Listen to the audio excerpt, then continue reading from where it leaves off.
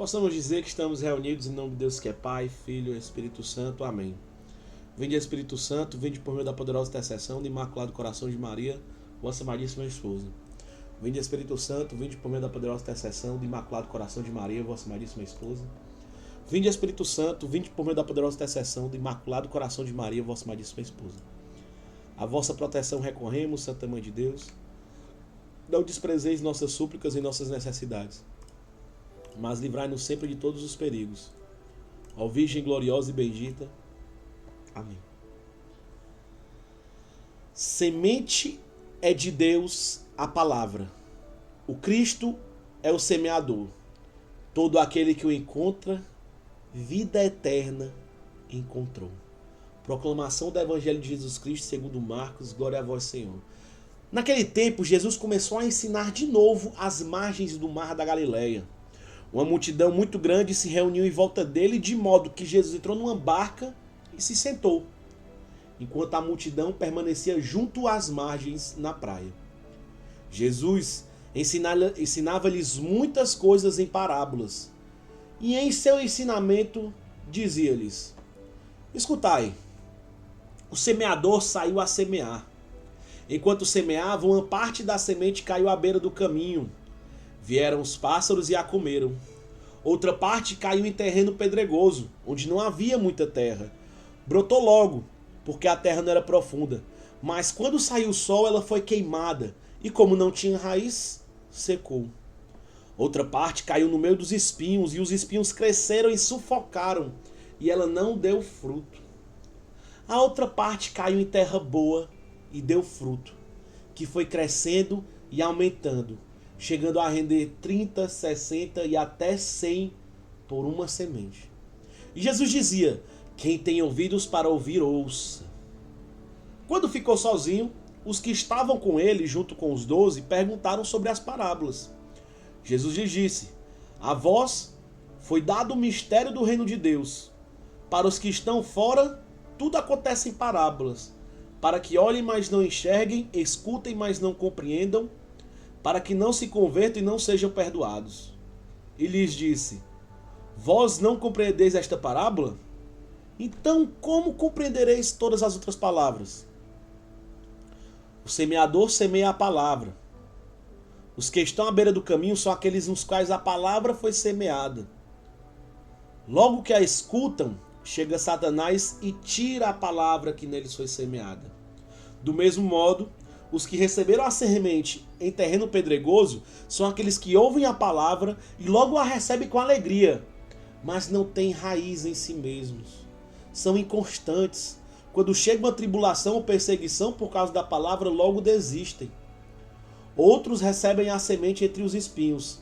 São aqueles que ouvem a palavra, mas quando surgem as preocupações do mundo, a ilusão da riqueza e todos os outros desejos sufocam a palavra e ela não produz fruto. Por fim, aqueles que recebem a semente em terreno bom são os que ouvem a palavra, a recebem e dão fruto. Um dá 30, outro 60, outro 100 por um. Palavra da salvação. Glória a vós, Senhor. Pessoal, isso aqui é uma das minhas parábolas preferidas do Evangelho. Um dos meus evangelhos preferidos, a palavra do semeador. Acho muito legal essa evangelho. Porque o próprio Jesus nos dá uma catequese, né? E aqui, pessoal, pelo amor de Deus, aqui não quer dizer que Deus, ele não quer que as pessoas se convertam ou não sejam perdoadas. Aqui ele está se referindo nesse trecho que ele está falando. A gente pode até achar estranho no momento. Vale, meu Deus, não. Não, mas ele está falando, se referenciando a isso, as pessoas que estão fechadas no seu coração. As pessoas que estão com o coração fechado em si mesmos, ele é como se ele está se referenciando às primeiras pessoas da palavra, né? As primeiras pessoas Cadê? O primeiro exemplo. As sementes que caíram no meio do caminho. Satanás chega logo e tira a semente da palavra. São aqueles que estão com o coração fechado. Porque Jesus alerta. Cadê? Onde é que cadê? Tá aqui. Cadê? Vós não compreendeis esta palavra, então como compreendereis todas as outras parábolas? É uma exortação de Jesus para que nós abramos os nossos corações e estejamos sensíveis ao que Deus quer falar para a gente. Porque senão, Deus, isso é uma realidade que eu fui perceber mais nos últimos tempos, né? Quando eu tava rezando com minhas orações pessoais e tudo. Deus, ele fala todos os dias, cotidianamente conosco. Cotidianamente, rotineiramente, Deus está falando conosco. Nós que às vezes não compreendemos, não escutamos, não estamos atentos. E aí nisso que ele se revela, esses não vão se arrepender, esses não vão se converter. Porque esses estão com o coração fechado. E para o coração se converter, ele tem que estar aberto ao que Deus quer falar. A palavra de Deus. E que boa essa analogia da palavra do semeador. Porque ele vai falar vários casos. Vários casos. Tem aqueles que a palavra chega, mas por causa da tentação, por causa do pecado, por causa do demônio, logo ela some. Vão ter aqueles que recebem a palavra com alegria, acolhem ela, sendo que ela não cria raiz. É só aquela fé de superficialidade. Aquela fé que você aceita a palavra de Deus até onde me convém. Quando não convém, eu não quero mais a palavra de Deus. E aí não cria-se raiz e logo ela seca, ela queima. Porque não foi regada, não foi cuidada. O terreno, que é o coração do homem, não estava fértil, estava duro, pedregoso. E aí a palavra não consegue criar raiz. São aquelas pessoas que acolhem a palavra de Deus, ficam felizes com isso, mas aí logo depois começam a sair. Não colocam Deus no centro da vida delas. Em outro caso, o fruto que é a palavra que é semeada, que é cuidada, mas os espinhos sufocarão ela a ponto dela não dar fruto. Ou seja, é aquela fé da pessoa que não está confiando plenamente em Deus. Ela até coloca Deus no centro, mas não confia, fica com medo, fica com receios. Às vezes a preocupação dela está mais com o mundo, com os desejos, com as outras coisas. Ela tem essa afinidade com Deus, tem essa relação de afinidade com Deus, escuta a palavra, mas aí as coisas do mundo sufocam ela, de tal forma que as preocupações, os desejos da carne, o ter, o poder, o prazer, cegam esse coração e acaba que dá um blur, né? Blur é aquele que fica embaçado, não consegue ver a imagem completa, do jeito que é para ser vista, nítida, a fé cristã como é para ser vivida. E por fim existem aqueles que caem no terreno bom. Um terreno fértil, um coração pobre. O terreno fértil, entenda, é um coração pobre. Um coração desapegado dos bens materiais, desapegado de tudo. Um coração pobre, um coração pequeno. Um coração que tem nada. Porque nesse coração que tem nada, ele pode ter o tudo, que é o próprio Deus. Um coração pobre. Então essa é a virtude desse evangelho. Essa é a palavra, esse é o cerne desse evangelho. Buscarmos ter um terreno bom, ou seja, um coração pobre, um coração pequeno, um coração vazio de si mesmo. Porque quando a gente é muito cheio de si, quando é cheio das nossas certezas, cheio das nossas verdades, cheio do eu, como Deus pode ser o meu tudo? Como?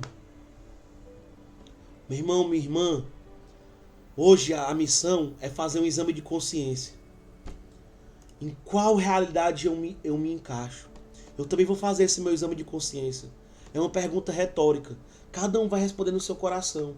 Mas aonde, nessa palavra aqui, eu me encaixo? Será que meu coração é o terreno bom e está frutificando na minha vida? A palavra está frutificando na minha vida? Se o seu coração, na sua oração, você chega na conclusão que você é o terreno bom, então peça para que Deus continue derramando as graças, continue suplicando para que Ele continue derramando essas graças, para que o seu coração continue sendo um terreno bom. Louve a Deus e peça que Deus continue te purificando e te convertendo. Ou será que seu coração hoje é um terreno pedregoso, que diante das dificuldades da vida, diante das coisas da vida, logo tira Deus do centro e abandona a palavra? Ou seu coração é um terreno que precisa se reinflamar, relembrar do primeiro amor, relembrar do amor profundo do qual tu é amado por Deus e sair deixar esses espinhos que estão fora parar de sufocar o teu fruto, parar de sufocar a tua planta, a semente que está aqui no teu coração, e finalmente tu poder frutificar? Ou será que tua palavra nem foi acolhida? Será que teu coração é aquele terreno que ficou no meio do caminho? Que tu foi roubado às vezes da tua vocação, do teu chamado de ser santo? Será que hoje tu realmente enxerga que teu chamado é ser santo? Eu falo isso pra mim também, Luciano, será que tu também enxerga que o teu chamado é ser santo? Se hoje tu não enxerga isso, que a santidade é pros outros, não é uma coisa pra mim, então peça a Deus, esse é o momento oportuno, essa palavra é o momento oportuno. Porque Deus, meu irmão, minha irmã, Ele te chama pra santidade, uma santidade real. Ele quer corações santos, pessoas santas. E santidade, não se engane, é sinônimo da perfeita alegria. É proporcional. Quanto mais santo eu sou, mais alegre eu sou. Mas a alegria não é às vezes aquele sentimento momentâneo. Não é aquela felicidade que a gente está buscando no mundo. É uma felicidade profunda. É uma felicidade que São Francisco dizia que a perfeita alegria é aquela alegria que você sente quando você tá na mais profunda, desculpa a palavra, mas na merda mesmo. Você tá lascado, todo lascado. Tudo tá dando errado, tudo tá dando ruim, mas seu coração permanece em paz. São Francisco dizia que isso era a perfeita alegria. Quando o mundo parece que, meu irmão, tá complicado o negócio, mas o coração permanece em paz. Então reinflame seu coração. Deixe que a palavra de Deus vá te curando. E deixe o semeador, que quem é o semeador? O próprio Deus. Nosso papel é o quê? É só deixar o terreno fértil. É só deixar o coração aberto. Que o próprio Deus, Ele fala que Ele é o semeador. Ele que vai te fortalecer. Ele é que vai te capacitar. Ele é que vai te cuidar. E Ele é que vai fazer tua alma ser santa. Nosso papel é o quê? Escancarar a porta do coração. Senhor, estou aqui, faça-se em mim segundo a vossa vontade. Como Maria disse, né? Maria deve ter tido muito medo quando ela descobriu que ia ser mãe do Salvador. Se eu vou, uma proposta de emprego eu fico com medo, imagina ser mãe do Salvador. Mãe de Deus. Mas ela confiou. E hoje é venerada como Maria Santíssima, nossa mãe, porque ela confiou nos planos de Deus. Um dia, pode ser também nós ser desses corações que levam, arrastam uma multidão para a santidade, para o bem, para o amor. Deus te chama para isso, para coisas grandes. Mas para ser grande, se faça pequeno, se faça um coração pobre, um coração humilde. Esse é o cerne dessa palavra. Porque é muito mais feliz, meu irmão, muito mais feliz, e minha irmã, né? Quem faz o outro feliz. Amém? Estivemos reunidos em nome de Deus que é Pai, Filho, Espírito Santo. Amém. Um beijo, pessoal.